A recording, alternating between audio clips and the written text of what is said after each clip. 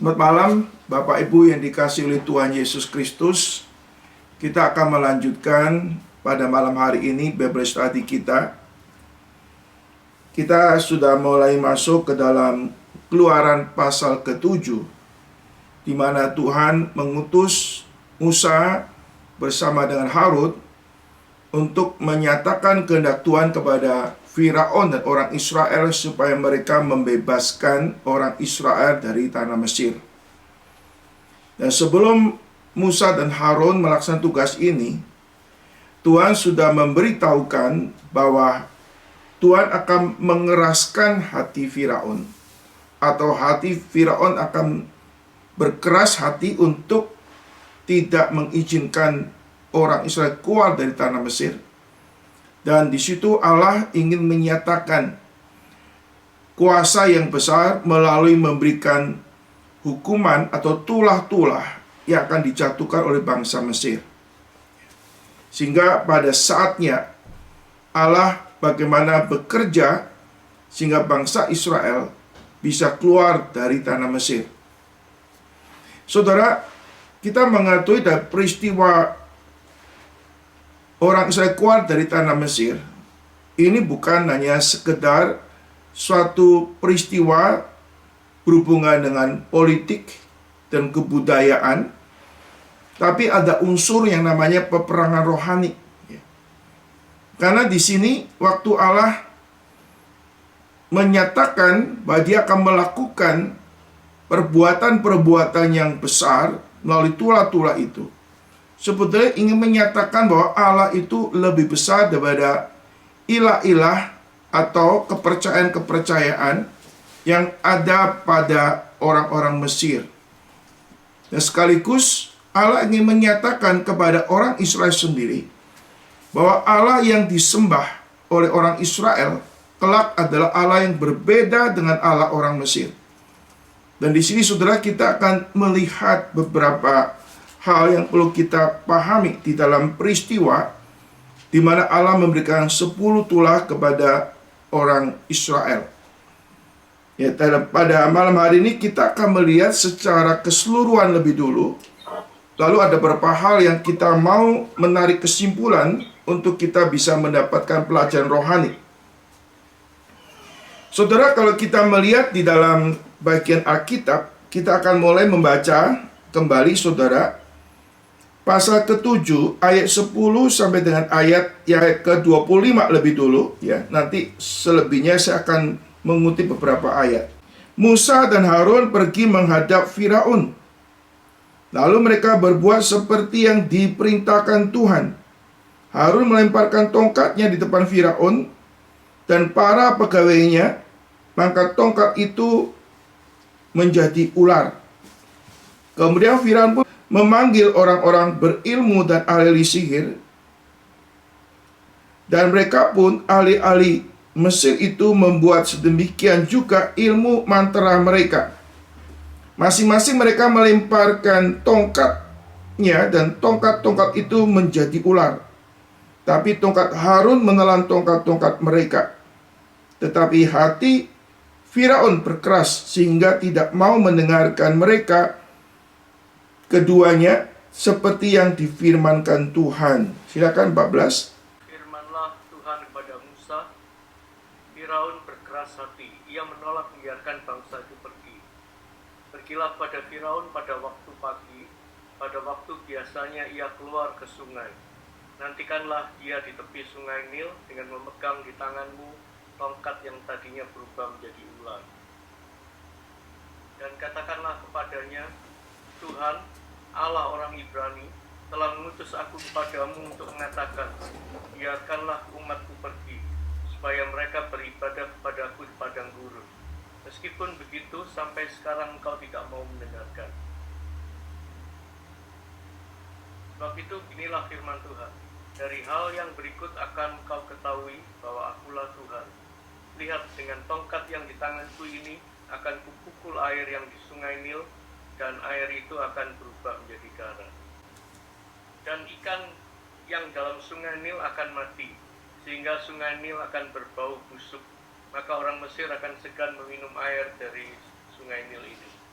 Ayat 19, Tuhan berfirman kepada Musa, katakanlah kepada Harun, ambillah tongkatmu, ulurkanlah tanganmu ke atas segala air orang Mesir, ke atas sungai selokan, kolam, dan ke atas segala kumpulan air yang ada pada mereka, supaya semuanya menjadi darah, dan akan ada darah di seluruh tanah Mesir, bahkan dalam wadah kayu dan wadah batu. Demikianlah Musa dan Harun berbuat seperti yang difirmankan Tuhan. Diangkatnya tongkat itu dan dipukulkannya kepada air yang di sungai Nil, di depan mata Firaun dan pegawai-pegawainya. Maka seluruh air yang di sungai Nil berubah menjadi darah. Matilah ikan di sungai Nil, sehingga sungai Nil itu berbau busuk, dan orang Mesir tidak dapat meminum air dari sungai Nil. Dan di seluruh tanah Mesir ada darah. Tetapi para ahli Mesir membuat yang demikian juga dengan ilmu-ilmu mantera mereka, sehingga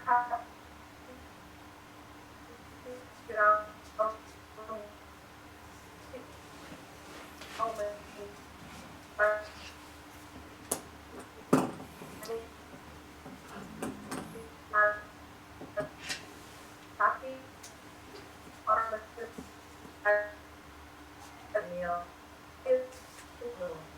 mereka tidak mendapat minum air sungai Nil. Demikianlah genap 7 hari berlalu setelah Tuhan menulahi sungai Nil. Ya saudara, minggu lalu kita sudah membahas ya bahwa mujizat dilakukan oleh Tuhan untuk mengkonfirmasikan bahwa Musa dan Harun adalah orang-orang yang diutus oleh Tuhan. Dan Allah menyertai mereka dengan mujizat. Ya, dengan tanda-tanda ajaib, suatu tanda bahwa mereka diutus oleh Allah untuk mengerjakan pekerjaan Tuhan. Yang kedua, saudara, bahwa Allah melakukan mujizat itu untuk menyatakan bahwa Tuhan itu berbeda dan melampaui ilah-ilah yang disembah oleh orang-orang Mesir pada waktu itu. Jadi saudara, kata Tuhan Yesus, Allah sekaligus menyatakan kehadirannya kuasa yang besar kepada orang-orang Israel. Dan di dalam bagian yang kita baca, walaupun Allah sudah menyatakan begitu banyak tanda-tanda mujizat, tetapi kita melihat bahwa Firaun mengeraskan hati, tidak mau taat kepada Tuhan. Dan ini menjadi suatu pelajaran rohani, saudara, bahwa mujizat tidak selalu membawa orang itu bertobat dan percaya kepada Tuhan. Orang bisa percaya kepada Tuhan itu semata-mata anugerah Tuhan. Dan yang paling penting, orang beriman karena mendengar firman, bukan karena mujizat. Alkitab katakan, iman timbul karena pendengaran akan firman. Firman yang disampaikan membawa orang itu mengenal Tuhan, mengerti siapa Tuhan, sehingga orang meresponi akan firman dengan iman. Dan iman dikaruniakan oleh Tuhan sehingga orang itu bisa mempercayai kebenaran Tuhan. Itu juga karena anugerah Tuhan. Saudara, kita melihat di dalam bagian ini, saudara, kita melihat ahli-ahli sihir yang ada di Mesir pun mampu melakukan mujizat. Ya. Mereka juga bisa membuat tongkat menjadi ular. Ya. Jadi adanya nubuat-nubuat ya, yang bukan dari Tuhan. Ya. Seringkali kita mengatakan adanya nabi palsu. Ya. Adanya mujizat palsu. Artinya mujizat atau nabi palsu artinya bukan orang yang diutus oleh Tuhan. Mujizat yang bukan dilakukan sumber daripada Tuhan. Dan itu berarti kita ada kuasa-kuasa lain di luar Tuhan, yaitu kuasa iblis yang bekerja di dalam nabi-nabi palsu yang melakukan mujizat-mujizat yang sumbernya bukan dari Tuhan. Nah, kita perlu mengetahui, saudara, pada akhir zaman akan muncul nabi-nabi palsu, bahkan Mesias palsu. Mujizat-mujizat yang dilakukan yang bukan bersumber daripada Tuhan, yang akan menyesatkan banyak orang, sehingga mereka tidak mengenal Allah yang sejati. Saudara, untuk hal itu kita perlu memahami bagaimana kita membedakan antara mujizat yang asli dari Tuhan sama mujizat yang palsu yang bukan bersumber daripada Tuhan. Kita perlu memahami siapa nabi palsu, siapa nabi yang sejati yang dipakai oleh Tuhan. Ya, saudara, orang pada umumnya sangat tertarik dengan mujizat. Ya, dan umumnya mereka berpendapat atau punya suatu kesan kalau mujizat itu berasal dari Tuhan. Termasuk di dalam kekristenan hari ini. Ada orang-orang yang suka hal-hal yang mujizat. Kalau bicara yang supranatural, sepertinya itu pasti sumbernya daripada Tuhan. Nah, Alkitab ingin memberitahu kepada kita, memaparkan kepada kita, adanya tukang-tukang sihir, nabi-nabi palsu, yang melakukan suatu tindakan-tindakan supranatural yang sebetulnya bukan membawa kepada Tuhan yang sejati. Dan kita melihat, saudara, negara Mesir, negara yang besar, negara superpower ini, mereka mempercayai kekuatan-kekuatan gaib di dalam praktek-praktek hidup mereka.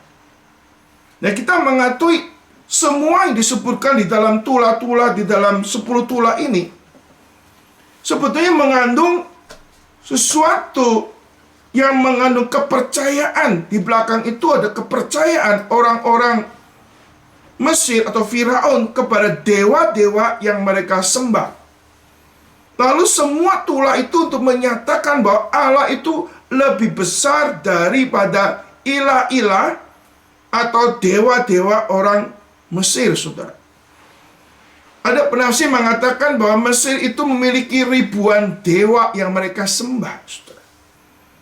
Dan semua tula-tula ini untuk menyatakan bahwa Allah Israel, Allah yang lebih besar, lebih berkuasa daripada Allah-Allah atau ilah-ilah dewa-dewa yang disembah oleh orang Mesir. Di samping itu, untuk menyatakan kepada orang-orang Israel yang mungkin sudah terpengaruh dengan kepercayaan-kepercayaan orang-orang daripada Mesir, supaya mereka kembali mempercayakan diri kepada Tuhan yang menyatakan diri kepada Musa.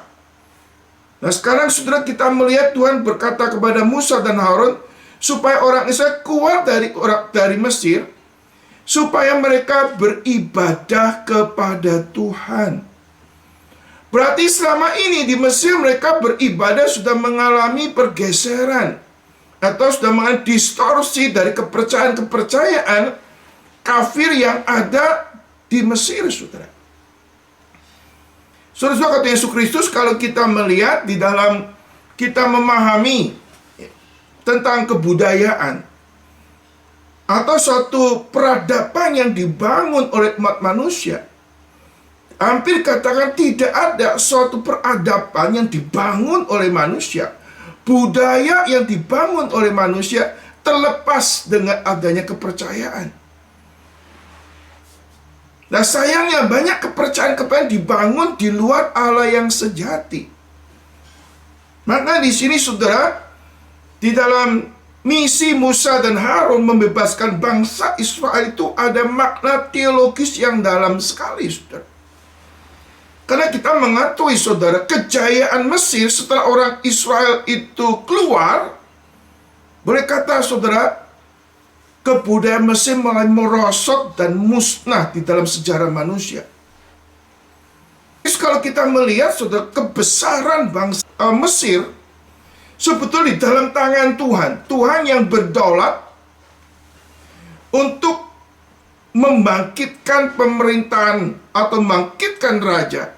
Dia juga yang berdaulat untuk menurunkan raja atau menurunkan kerajaan Allah yang berdaulat atas kerajaan Mesir. Dinasti kerajaan Mesir sudah tidak ada lagi hari ini, saudara. So, kalau Yesus Kristus, kita melihat ada sesuatu hal yang besar, di mana bangsa Israel ada di Mesir selama beberapa tahun itu. Allah pakai bangsa Mesir untuk memberikan pelindungan, pertolongan, sekaligus pengajaran bagi orang Israel, saudara. Nah, kita akan melihat bagian-bagian berikutnya, saudara. Saudara, kalau kita melihat bahwa itulah yang dialami oleh orang-orang Mesir, saudara. Disebutkan ada 10 tulah ya, yang dibangkitkan oleh Tuhan, diturunkan di tengah-tengah bangsa Israel. Saudara, kita melihat di dalam waktu yang minggu lalu saya tegaskan di sini, saudara, bahwa orang-orang pintar, ahli-ahli sihir itu bisa meniru mukjizat yang dilakukan oleh Harun dan Musa, saudara. Tapi kita melihat bahwa tongkat Harun yang dilepas itu menjadi ular, menelan semua ular-ular daripada ahli-ahli sihir. Itu mendemonstrasikan kuasa Allah yang melampaui dewa-dewa Mesir. Lalu saudara, kata Yesus Kristus, orang ahli-ahli sihir itu, saudara, mereka bisa membuat ular. Tapi saudara, kita melihat ular itu di bawah kuasa daripada Tuhan. Lalu kita melihat berikutnya, bahwa orang-orang ahli sihir ini bisa melakukan mujizat-mujizat yang meniru itu sangat terbatas sekali. Karena pada waktu mujizat yang ketiga sudah tidak bisa meniru lagi mujizat yang dilakukan oleh Harun dan Musa. Bahkan mujizat yang dilakukan oleh Allah sendiri, mereka nggak bisa niru.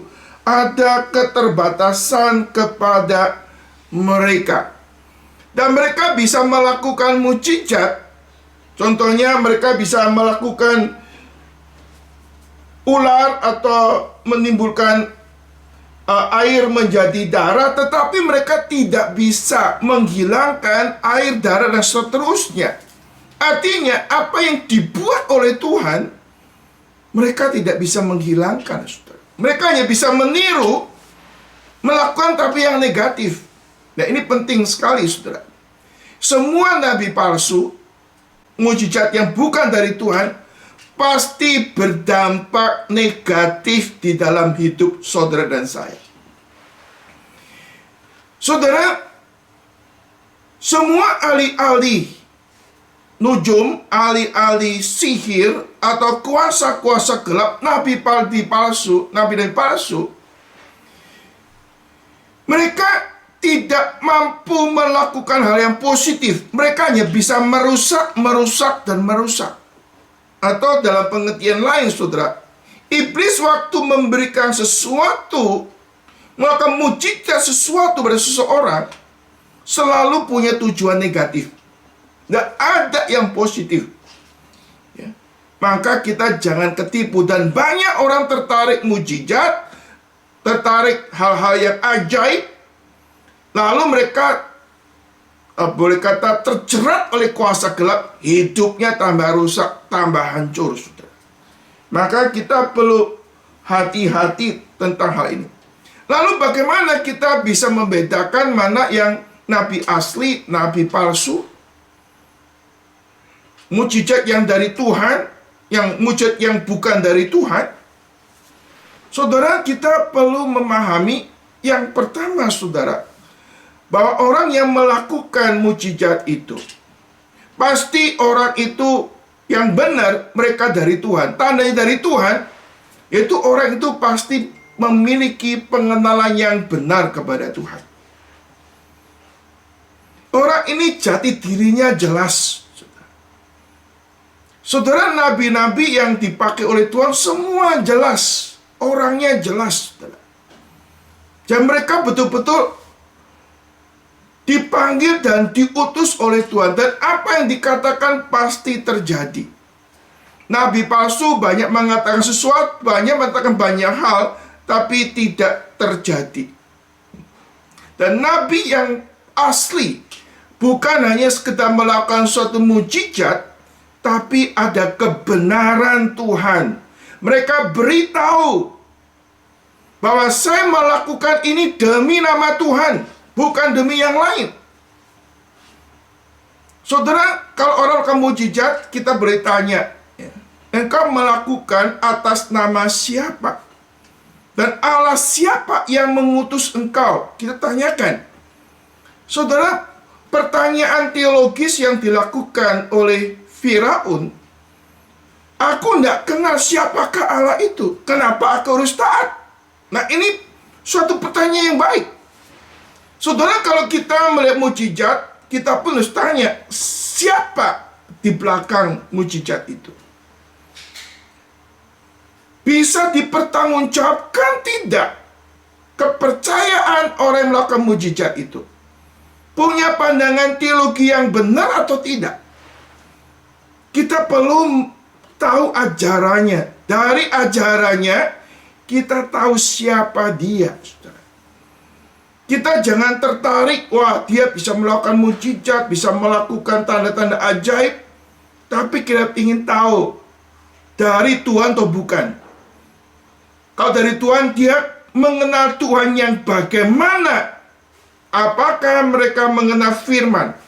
Apakah mereka percaya Yesus anak Allah yang menjadi manusia? Apakah mereka sudah bertobat? Nah, kita melihat pemahaman ajarannya benar atau tidak. Jangan asal percaya. Saudara, kalau beli obat, kita ingin tahu, saudara, obat ini produk dari mana? Ini sudah dilegalisasi oleh pemerintah atau belum? Kita tidak sembarang mau beli obat, minum obat. Tanpa tahu obat ini dari mana, saudara. Saudara, kita mau sekolahkan anak kita, pasti kita tanya juga kan, sekolahnya ini kualitasnya bagaimana? Selama ini ya, hasil-hasil murid yang dihasilkan bagaimana? Sehingga waktu kita ingin tahu orang ini benar atau tidak benar, dilihat dari ajarannya. Dilihat apakah mereka memiliki keyakinan yang benar akan firman Tuhan. Kalau di dalam strategi teologi, sampai di mana mereka memahami pengakuan iman di dalam sejarah. Ya. Saudara-saudara Tuhan Yesus Kristus, kita perlu kritis untuk hal rohani ini. Yang kedua, saudara, kita bukannya melihat ajarannya saja, tapi kita melihat kehidupannya bagaimana. Ya. Saudara, kalau orang tanpa pemahaman ajaran firman Tuhan yang benar, berarti mereka punya standar hidup yang berbeda dengan firman Tuhan. Maka banyak kehidupannya menyimpang dari kehendak Tuhan. Kita jangan percaya saja apa yang dikatakan. Jangan percaya saja apa yang dilakukan mujizat. Kita melihat hidupnya itu bagaimana. Kita jangan sekedar percaya orang yang misterius. Kita nggak tahu dari mana, hidupnya bagaimana. Kita perlu memahami kehidupannya bagaimana. Sesuai firman Tuhan atau tidak. Hidup di dalam Tuhan atau tidak. Nah, kita perlu memahami semuanya supaya kita tidak gampang terjebak. Oleh karena apa? Realita adanya nabi palsu. Ada mujizat palsu. Terus dinyatakan dalam sejarah manusia untuk menyesatkan manusia dalam dunia ini. Saudara kasih Tuhan Yesus Kristus, kita melihat di dalam bagian yang kita baca, awal dari mujizat, saudara, itu sudah menyatakan bahwa Allah itu lebih besar daripada Allah yang disembah oleh orang Mesir. Saudara, kita melihat mujizat tulah yang pertama, Allah melakukan suatu miracle. Ya. Sekarang miracle, kalau miracle itu yang Tuhan lakukan, ini untuk memberikan hukuman kepada orang Israel. Saudara, kita melihat bahwa mujizat bukan hanya sekedar melakukan sesuatu untuk hal yang baik, tapi mujizat juga bisa menjadi suatu hukuman, saudara. Nah, ini itulah mujizat yang tujuan untuk memberikan pengajaran yang menghukum orang Israel. Saudara, di sini katakan di mana Allah merubah air ya menjadi darah. Air yang merupakan sumber kehidupan orang Mesir, tanda kehidupan. Di situ ada dewa macam-macam, ada dewa kehidupan, dewa Hapi, dewa Num, dewa Orisis. Ya boleh kata kehidupan orang Mesir tergantung sama sungai itu, karena sebagian besar orang Mesir itu 80% itu padang gurun. Tapi sekarang dengan adanya tulah Tuhan ini, sumber kehidupan daripada orang Mesir sudah diputuskan dengan adanya darah yang nggak bisa diminum. Dan ini menyatakan Allah yang memiliki kuasa yang besar, yang mengalahkan dewa kehidupan yang disembah oleh orang Mesir pada waktu itu, saudara. Dan kita melihat, saudara, setelah tulah yang dijatuhkan oleh Tuhan kepada orang Mesir, ada 10 tulah. Pertama, air menjadi darah. Kemudian tulah kedua ada katak yang memenuhi seluruh Mesir. Lalu ada nyamuk dari debu tanah, itu bukan nyamuk biasa. Ya.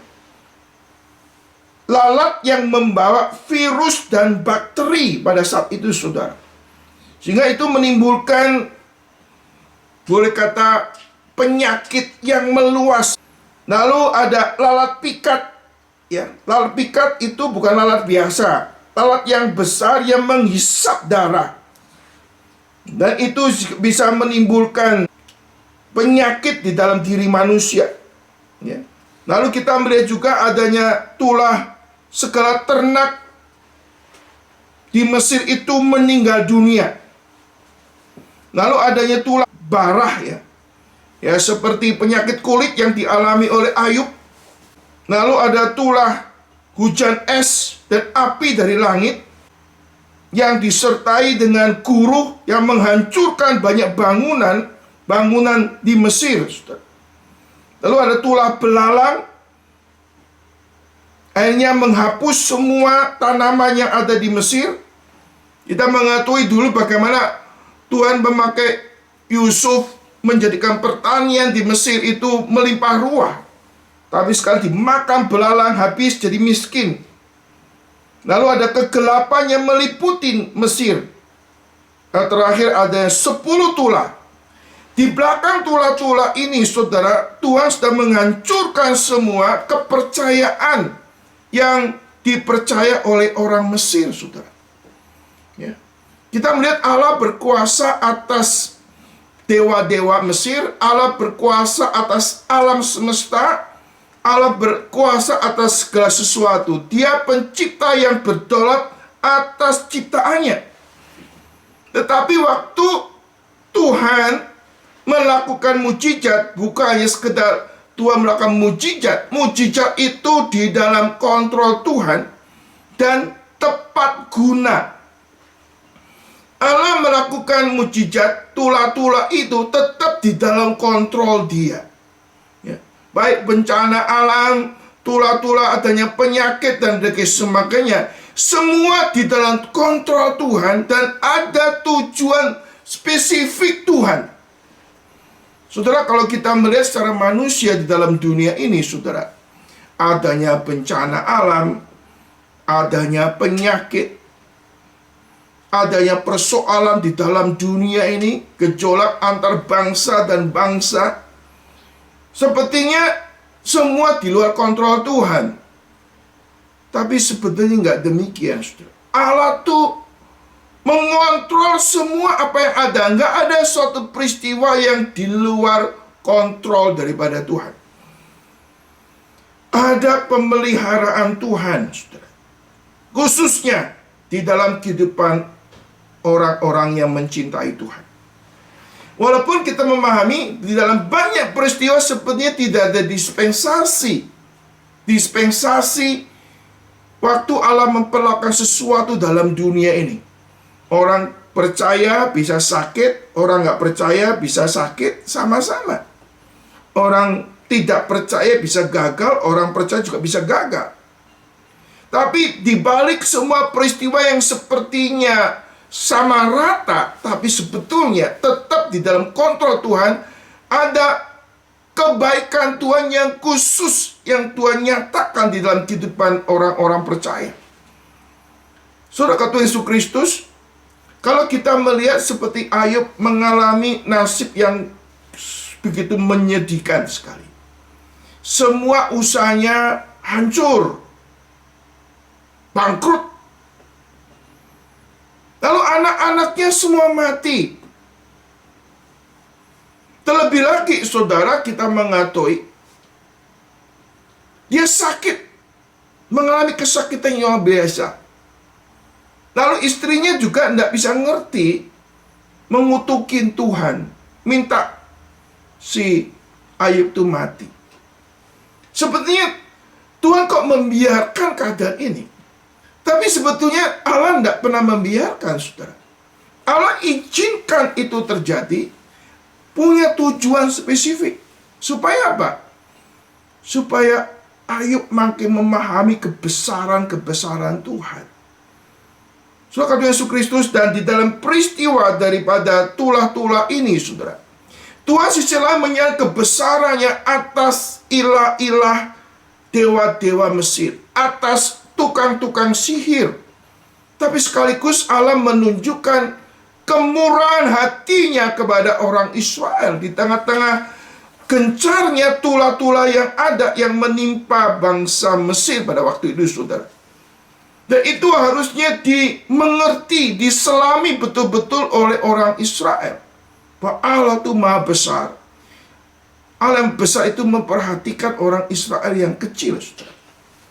Kita melihat, saudara, beberapa peristiwa ya, di dalam bagian yang kita baca, ya, kita akan membaca beberapa hal. Pertama, kita melihat pasal ke-8 ayat yang ke-22-23. Silakan. Tetapi pada hari itu aku akan mengecualikan tanah Goshen, di mana umatku tinggal, sehingga di sana tidak terdapat ikat, supaya engkau mengetahui bahwa aku Tuhan ada di negeri ini. Sebab aku akan mengadakan perbedaan antara umatku dan bangsamu. Besok tanda mujizat ini akan terjadi. Pasal 9 ayat ke-6. Silakan baca lagi. Dan Tuhan melakukan hal ini keesokan harinya. Segala ternak orang Mesir itu mati. Tetapi dari ternak orang Israel tidak ada seekor pun yang mati. Pasal 9 ayat 25 sampai 26. Hujan es itu menimpa binasa segala sesuatu yang ada di padang, di seluruh tanah Mesir dan dari manusia sampai binatang. Juga segala tumbuh-tumbuhan di padang ditimpa binasa oleh hujan itu, dan segala pohon di padang ditumbangkannya. Ya, saudara, kita melihat, saudara, hanya di tanah Goshen, tempat kediaman orang Israel, tidak ada turun hujan es. Saudara, kita melihat ada pemeliharaan Tuhan yang khusus di tengah-tengah tragedi tulah di Mesir, saudara. Saudara, ini semata-mata adalah bagaimana Allah yang bertolak itu masih menaruh belas kasihan kepada orang Israel. Allah yang merencanakan untuk membebaskan orang Israel dari tanah Mesir, di dalam proses menjatuhkan tulah, ada pemeliharaan Tuhan yang khusus. Mereka nggak terdampak daripada tulah-tulah yang dijatuhkan di Mesir.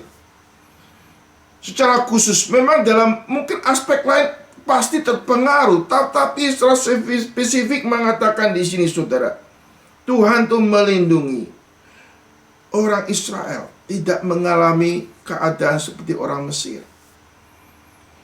Nanti pada waktu terakhir Tuhan memberikan suatu persyarat supaya mereka tidak terkena tulah, anak sulungnya meninggal, mereka harus mengoleskan darah di muka pintu. Ada persyarat, engkau harus di dalam rumahmu dan pintumu harus dikasih adanya darah daripada binatang. Tapi sebelumnya setelah kita melihat Tuhan tidak memberikan persyarat apa-apa, Tuhan itu memprotek orang Israel sebegitu rupa. Saudara, dalam kehidupan kita sebagai anak Tuhan, kadang-kadang kita mengalami anugerah khusus. Kita dipelihara oleh Tuhan. Saudara, di tengah-tengah begitu banyak orang yang terkena COVID dan lain sebagainya.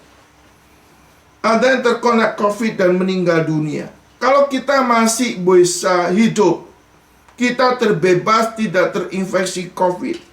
Atau kita terinfeksi COVID tapi kita bisa bertahan hidup. Itu bukan hanya sekedar hal natural. Ada pemeliharaan Tuhan yang sedang berlangsung dalam hidup kita. Kita layak bersyukur kepada Tuhan. Di sisi lain kita pahami, saudara, ada orang-orang yang mencintai Tuhan, orang yang sungguh-sungguh kepada Tuhan. Mereka terinfeksi COVID dan meninggal dunia. Tapi kita tidak perlu merasa jadi kecewa sama Tuhan. Karena tahu bahwa hidup dalam dunia sementara. Bahwa orang yang di dalam Kristus, Tuhan telah menyediakan hidup yang kekal bagi yang percaya. Itu pemeliharaan Tuhan baik untuk hidup sekarang ini ataupun hidup yang akan datang. Dan ini perlu kita pahami, saudara. Kita ada anugerah Tuhan. Kita selama hidup ini dipelihara oleh Tuhan. Dan kelak kalau kita mati pun, Tuhan sudah menyediakan tempat hidup yang kekal bagi kita yang percaya kepada Tuhan. Dan ini pemahaman yang perlu kita sadari. Hidup penuh dan ucapan syukur kalau kita masih bisa menikmati pemeliharaan yang khusus daripada Tuhan. Hari-hari kita lewatin ya, kita harus bersyukur kepada Tuhan. Karena Allah itu Allah yang hidup. Allah mengontrol segala sesuatu. Secara khusus Allah memperhatikan umatnya yang ada di dalam dunia ini, saudara. Kita melihat ada pemeliharaan Tuhan. Tuhan membebaskan orang Israel dari beberapa tulah yang ditimpakan kepada orang Mesir.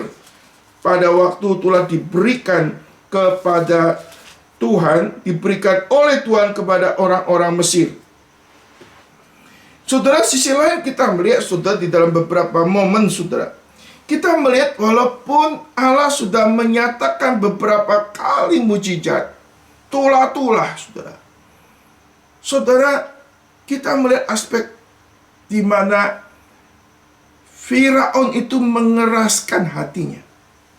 Saudara, ini ada dua hal kita pahami, saudara. Kalau kita melihat di dalam pasal tulah pertama, tulah yang ke-6, kita melihat satu aspek, saudara, bahwa Firaun mengeraskan hati atau Firaun berkeras hati itu dari tulah pertama sampai tulah ke-6. Tapi tulah ke-7 dan sampai ke-10, di mana Allah yang mengeraskan hati Firaun, sehingga Firaun tidak mau melepaskan orang Israel dari Mesir. Tapi kita melihat ini sepertinya bagaimana Allah memberi kesempatan kepada Firaun. Tapi sisi lain, Firaun telah mensalahgunakan kesempatan itu untuk mengeraskan hati, tidak mau taat kepada Tuhan. So, karena itu kita melihat adanya kedaulatan Tuhan dan tanggung jawab manusia.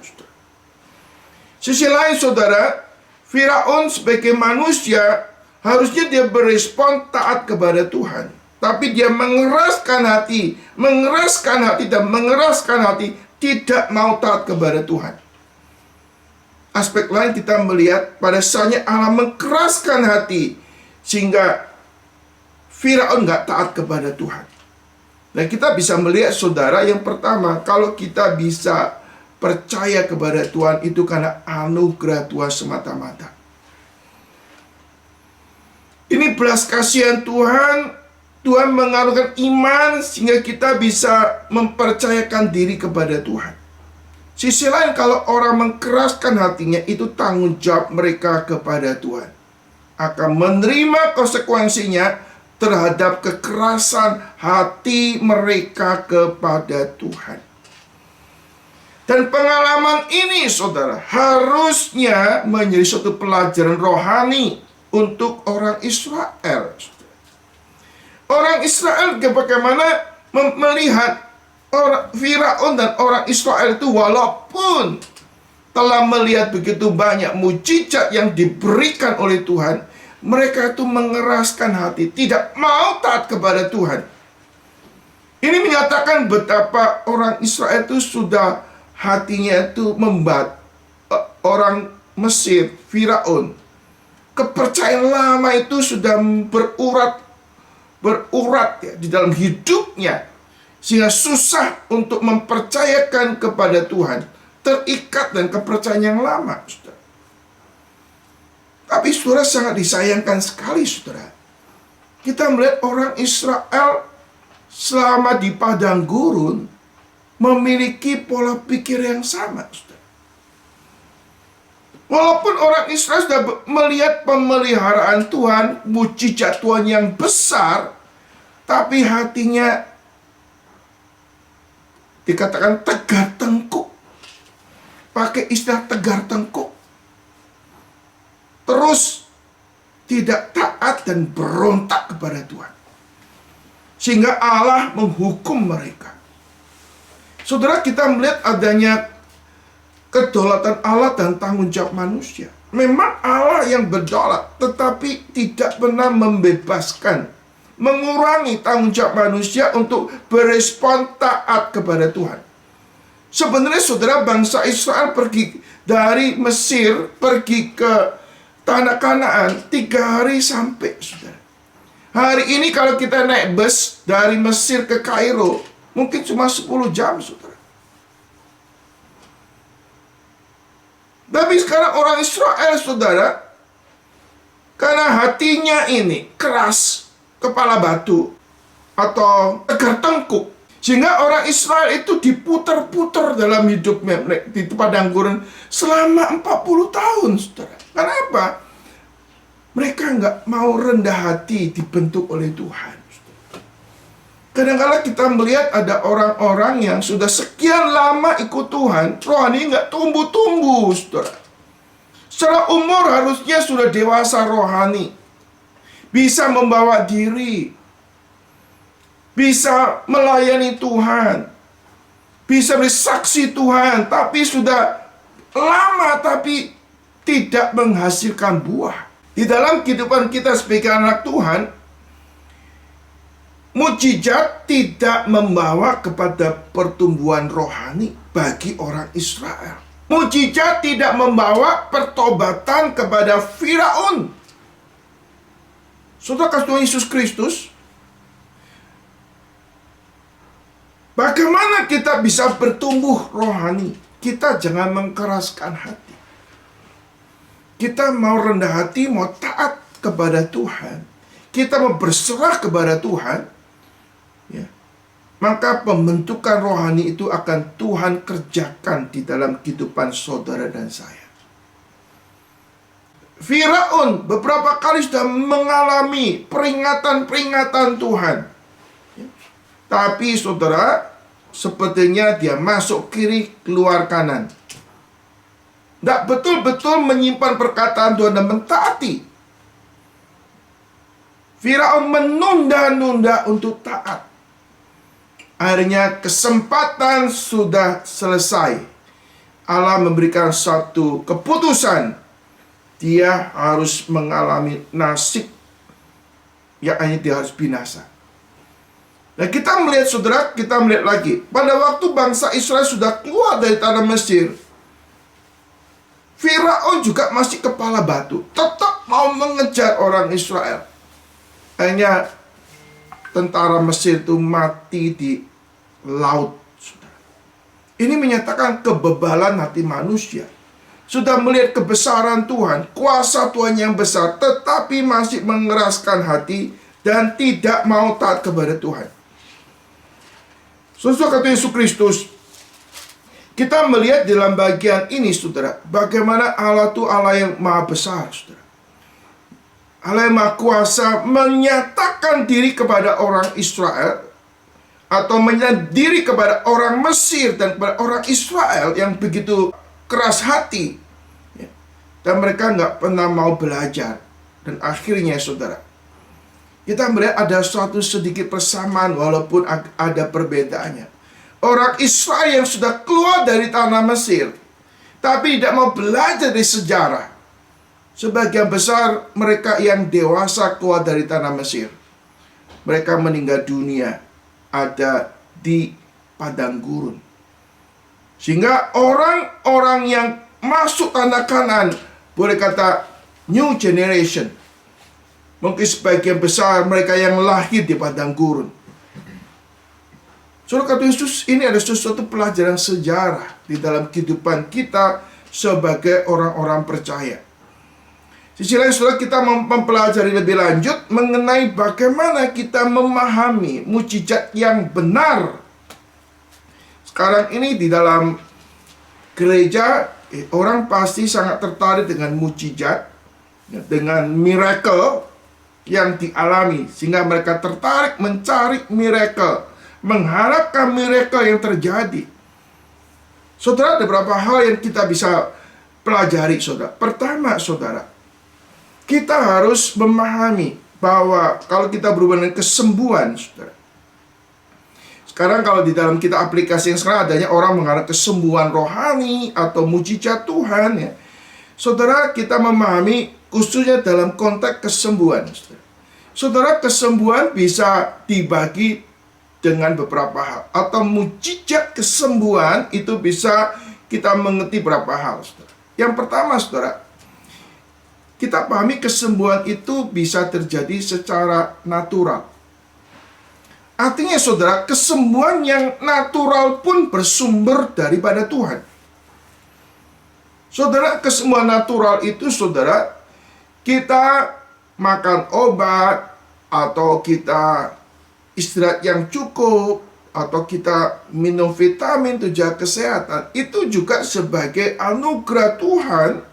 Bagaimana kita bertanggung jawab dalam hidup ini untuk memelihara hidup kita, ada tanggung jawab manusia. Itu ada kesehatan, kesembuhan yang natural Tuhan kerjakan di dalam kehidupan kita. Itu juga sebagai tanda pemeliharaan Tuhan. Kadang-kadang kalau kita melihat, saudara, di dalam kehidupan kita, kita mengalami sakit atau kelemahan tubuh, kita berdoa mohon kesembuhan.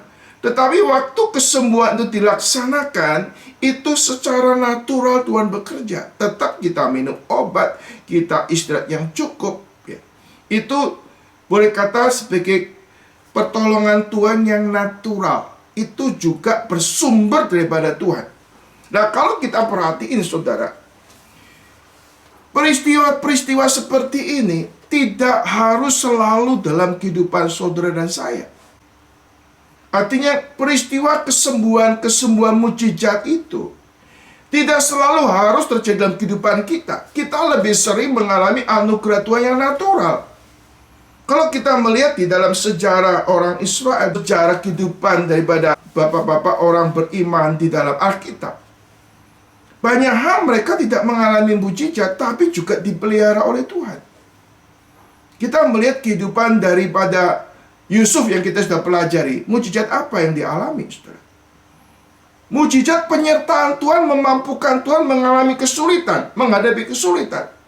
Tidak ada miracle lalu ada mujizat terjadi. Enggak, tapi ada proses yang natural menjadikan Yusuf menjadi orang yang berhasil. Tuhan memberikan sesuatu campur tangan membuat dia menjadi orang yang tough menghadapi kesulitan. Tuhan memberikan kekuatan menghadapi pencobaan sehingga dia nggak jatuh dalam dosa. Ini juga merupakan suatu miraculous, mujizat yang natural. Tuhan menguatkan daripada Yusuf. Tidak ada mujizat spektakuler dalam kehidupan Yusuf, tapi reputasi yang spektakuler terjadi karena kuasa Tuhan. Kita melihat kehidupan Yakub. Yakub memang ada pengalaman-pengalaman yang supranatural melihat Tuhan dan lain sebagainya. Tetapi dalam praktik hidup sehari-hari, dia harus bergumul dalam kelemahannya. Dia harus bergumul dengan berbagai macam pergumulan. Dan sepertinya nggak ada suatu tindakan yang extraordinary. Tapi Tuhan menguatkan, memampukan dia bergumul melewati pergumulan yang panjang. Itu juga suatu bukti kesetiaan Tuhan menopang dalam hidupnya. Nggak ada sesuatu yang miraculous terjadi, tapi apa yang terjadi karena tindakan Tuhan dalam kehidupannya. Kita jangan menyepelekan hal-hal yang sebenarnya nggak ada mujizat, tapi seperti itu ada campur tangan dan intervensi Tuhan di dalam kehidupannya. Yang kedua, saudara, ada namanya kesembuhan secara psikologi. Saudara, kesembuhan secara psikologi ini, saudara, ada orang-orang yang sebetulnya tidak sakit secara fisikal, tapi ada trauma-trauma dalam hidup secara psikologi yang mempengaruhi fisiknya. Sehingga orang itu lumpuh, orang itu sakit. Karena apa?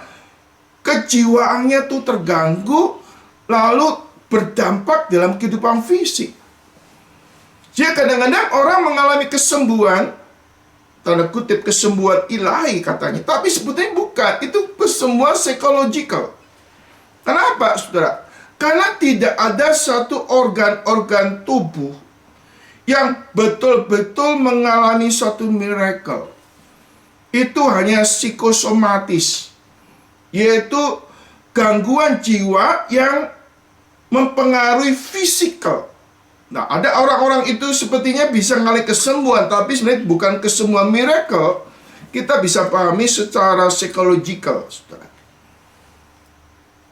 Lalu, saudara, yang ketiga kita pahami, mukjizat bisa terjadi, saudara, di dalam diri seseorang. Tapi kita perlu pahami, saudara. Dan mukjizat yang terjadi ini, saudara, bukan hanya orang yang diutus oleh Tuhan melakukan mukjizat. Nabi-nabi palsu pun bisa melakukan mukjizat, saudara. Nah, tadi saya jelaskan ada perbedaan. Kita harus mengenali orang yang melakukan mukjizat itu. Apakah dia punya doktrin yang benar, ajaran yang benar, dan hidup yang benar. Dan sisi lain, mukjizat itu berdampak positif dalam hidupnya atau tidak. Nah, kita jangan asal percaya mukjizat. Kita perlu waspada untuk hal itu, saudara. Berikutnya, saudara, kata Yesus Kristus, pada waktu kita memahami adanya mukjizat itu, saudara, Tuhan bukannya sekedar show force, tunjukkan kekuatan besar, tapi mukjizat itu punya tujuan supaya nama Tuhan itu dimuliakan. Bukannya sekedar untuk show force, Allah itu maha besar, lalu kita tunjukkan, itu tidak. Lalu kita pamerkan apa yang Tuhan lakukan dalam hidup kita. Hanya kita punya kepuasan secara manusia, timbul sombong rohani. Itu sesuatu pengalaman hidup yang justru kita tidak memuliakan Tuhan. Saudara, mukjizat yang sejati itu bukan proses, tapi instan Tuhan kerjakan dalam hidup kita. Dan mukjizat yang terjadi kalau ada kesembuhan itu tidak kumat lagi. Kadang-kadang orang alami mukjizat sembuh, tapi berapa waktu dia sakit lagi. Sakit yang sama, saudara. Dan kadang-kadang di dalam mereka memahami kalau orang sakit, pasti mereka anggap pasti ada dosa membuat dia sakit. Tidak selalu orang sakit itu karena akibat dosa. Kadang Tuhan izinkan dia ada kesulitan dalam hidup. Bukan karena dosa, tapi supaya kemuliaan Allah, pekerjaan Allah dinyatakan kepada orang-orang itu. Aspek lain, saudara, ada orang-orang yang mencintai Tuhan tidak ngalamin mukjizat. Seperti Yohanes Pembaptis. Yohanes Pembaptis dalam pelayanan sama sekali tidak ada mukjizat. Tapi Yohanes adalah orang dipakai oleh Tuhan. Paulus juga dalam kehidupannya, waktu dia diserang oleh iblis, dikocok oleh iblis, sehingga dia punya kelemahan di dalam hidupnya, ada duri dalam daging, dia berdoa sama Tuhan, Tuhan, supaya menarik utusan iblis itu. Tapi Tuhan katakan, cukuplah kasih karuniaku bagimu. Justru dalam kelemahanlah kuasaku jadi sempurna. Sehingga walaupun kita nggak ada mujizat, Tuhan tetap bisa berkarya. Artinya, walaupun di dalam kelemahan, kita tetap melihat kuasa Tuhan menopang kita, sehingga kita tidak menyerah kepada keadaan. Kita terus berjuang beriman kepada Tuhan. Maka itulah mujizat yang terbesar. Walaupun kita tidak mengalami mujizat, kita tetap setia, kita tetap mengasihi Tuhan, melayani Tuhan. Nah, itu baru mujizat yang sejati. Kalau kita mengalami mujizat, kita mengalami berkat Tuhan, lalu kita cinta Tuhan, kita setia kepada Tuhan, itu nggak heran karena ada mujizat. Tetapi sekalipun nggak ada mujizat, kita tetap mencintai Tuhan, kita tetap giat untuk Tuhan. Itu mujizat yang sejati. Sadrak, Mesak, dan Abednego pada waktu diperhadapkan dapur api, dia mengatakan apa? Dia mengatakan, saya percaya Allah sanggup melakukan mujizat. Tetapi sekalipun Allah tidak melakukan mujizat kepadaku, aku tetap tidak akan menyembah dewa Tuhanku. Artinya dia tetap menyembah Tuhan, tetap berbakti kepada Tuhan, walaupun harus mati. Orang demikian, itulah mujizat yang terbesar. Yesus Kristus pada waktu dia harus menghadapi kayu salib, dia berdoa, Tuhan, singkirkan cawan ini dariku, tapi bukan kehendakku yang jadi, biarlah kehendakmu yang jadi. Saudara, kita melihat hanya Yesus harus mati di kayu salib, tapi kematiannya itulah dia telah menggenapi rencana Tuhan yang besar untuk keselamatan bagi banyak orang. Secara manusia, kegagalannya itu justru dia telah melakukan sukses yang besar untuk keselamatan bagi banyak orang. Di kayu salib nggak ada miracle, saudara. Tapi itu miracle yang terbesar di kayu salib. Karena kematiannya menyelesaikan dosa manusia. Dia dikuburkan, lalu dibangkitkan dari antara orang mati, naik ke surga, memberikan janji hidup yang kekal bagi orang yang percaya. Miracle yang terbesar adalah miracle kayu salib. Kematian kebangkitan Kristus menjadi sesuatu berita baik untuk keselamatan bagi orang berdosa. Kiranya apa yang kita renungkan pada malam hari ini, memahami miracle di dalam perjanjian lama, dikaitkan dengan praktek hidup kita hari ini, boleh menguatkan dan boleh menjadi berkat untuk kita semua. Amin.